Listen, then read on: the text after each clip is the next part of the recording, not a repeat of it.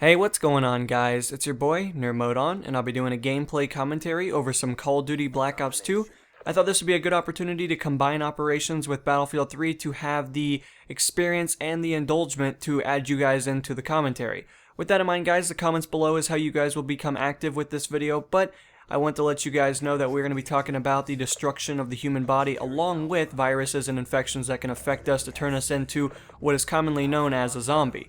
And, of course, us being the humans we are, we want to destroy them, we want to burn them and send them back to hell as we would like to see. So with that in mind, guys, we're going to be going along with the theme of weaponry and advancing ourselves with the Battlefield 3 side of the customization, and hopefully building an arsenal that, well, we can survive for the X amount of time until this has been resolved.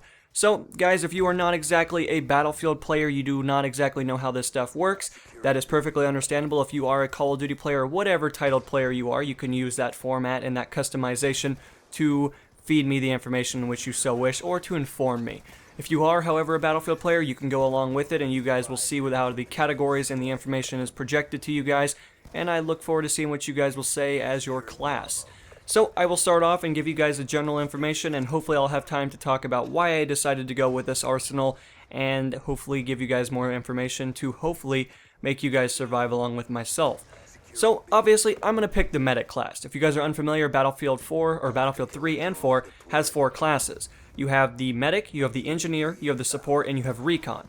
And you guys know how I feel about recons, and I'm not somebody to sit back too much, and when it comes down to the main gist of it, there are not that many sidearms in Battlefield 3 that are very good at holding off a large number of zombies and or a horde. So I thought I would go with something a little bit more fully automatic, but I'm still going to have the ability to find ammunition in probably households and military bases and stuff like that.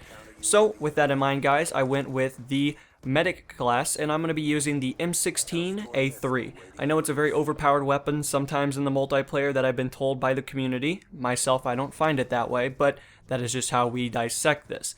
With that in mind, guys, I went with the M16A3, and I'm going to use my attachments commonly known as the M145, or 3 times zoomed optical scope. I wanted to have something with a little bit more zoom to it because I thought this would be a good opportunity to kind of engage at close, medium, and long range instead of just being stuck to medium and long.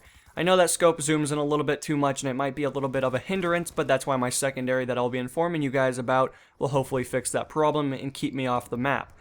So with that in mind, guys, I went with the grip to decrease a little bit of recoil, because grips in real life do such things as that, and I decided to go with a suppressor. You can't go wrong with a suppressor because it keeps you off of the zombies' hearing ability. It makes it a little bit more so you're more stealth, and it opens up the abilities to hopefully navigate the real life map and not be eaten by a zombie and or trapped. With that in mind, guys, a sidearm that I decided to go with, which is the M1911 S-TAC. It has a silencer and it has a flashlight on it. So it'd be nice if I'm going to clear a building. I want to be able to have the ability to check and, look around, but I can still turn it off if a zombie happens to be there and spots me.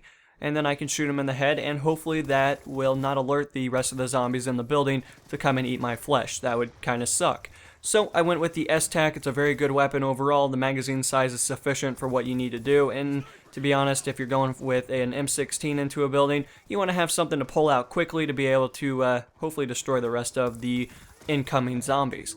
My specialization, I went with squad sprint because, well, zombies don't shoot back at you, and there's no reason to have suppression, so 2 things are already, disqualified from that listing.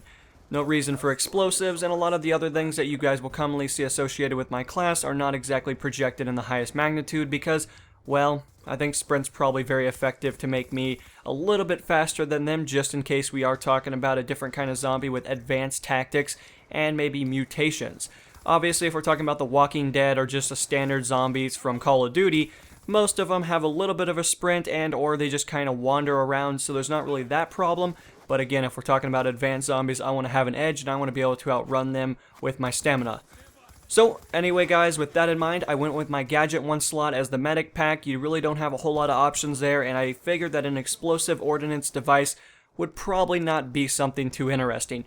You don't want to alert the zombies, you want to try to, well, stay away from them. We're talking about the world here. There's 7 billion people in this world, and let's say a good majority of the population is now, well, gone. Well, that's something to take into account. you want to have medical supplies just in case you get a cut or a bruise. Obviously, if you get bit, hopefully, if we're talking about some kind of like World War Z stuff, you can cut off somebody's arm real quick or a limb like we've seen in The Walking Dead. And that gives us the ability to hopefully save that person's life. If not, well, you have a gun, at least you can pop him in the head real quick and say your goodbyes to that body. But with that in mind, guys, I went with the medical kit because I figured I don't want to alert the zombies. I want to try to keep them away from me. And, it's still nice to be able to do some simple repairs on your body just in case shit does go downhill. With that in mind, guys, unfortunately, Gadget 2 for the medical class does not exactly have a large arsenal. I went with the defibrillators just because you never know. The world's a pretty crazy place, and circumstances could happen that maybe are not you getting bit, but maybe are not as easy as just a small bruise. So I guess it's kind of nice if you do have that ability to revive somebody just in case something severe does happen that is not referred to getting bit by a zombie and turning. So guys, that has been my class. I obviously went with the black camo on my suit just because I figured, in the daytime it's not going to matter if you do have a super stealth suit or you're blending into your environment because zombies can smell you. You obviously smell alive, you have a heartbeat, you have a pulse. And if we're talking any kind of realistic output, there's a good chance that they're probably detecting something like that because a virus does have that kind of ability. Now, that depends on how far you want to jump into the virus talk. Obviously, there are different circumstances for that, and not every virus does have that just on black and white paper. But anyway, guys, the feeling of that keeps you a little bit more noticeable in the daytime because you're kind of moving around with full arsenal, and they may be stupid, they may not be the smartest of creatures, but they're not going to be retarded enough to not detect you walking around, doing 360s around them, jumping off of stuff. It's going to be pretty easy to detect you. So I went with black, that way if I do have to go outside, I do have my S-Tac that I can kind of light up the area, give a couple of checks real quick.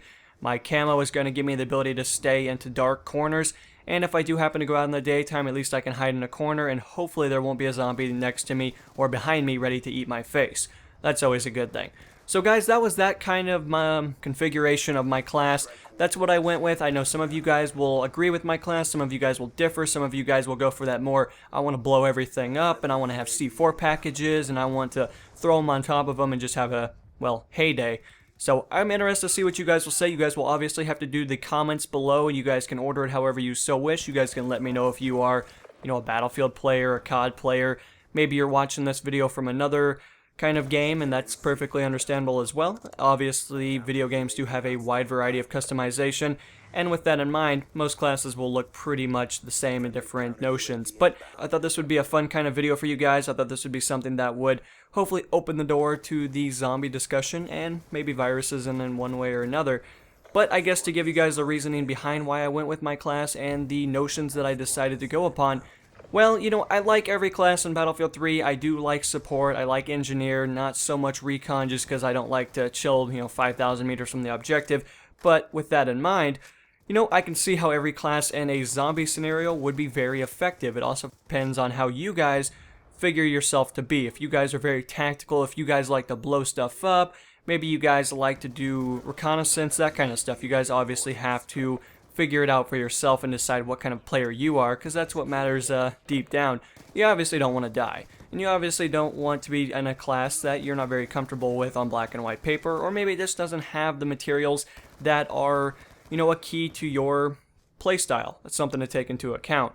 So I guess why I went with medic is because I would like to help other people if I can. Obviously if they're turning, unfortunately I'm going to have to shoot you in the head, or them, or whoever.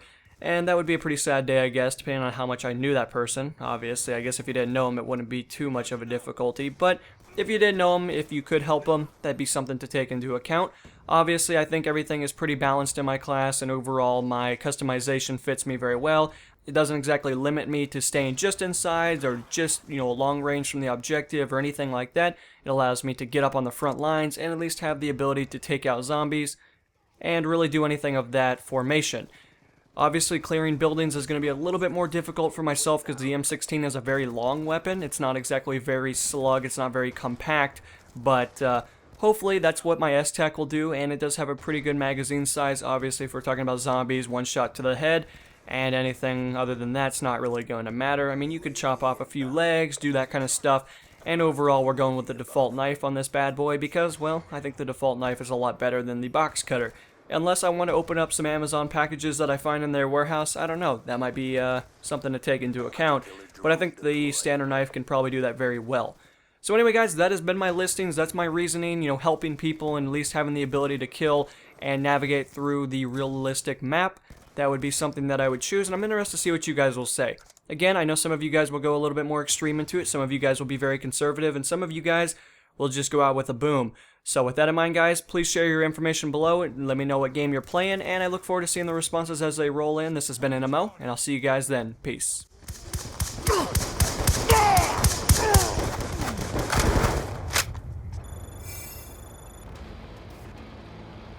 Big win, job done.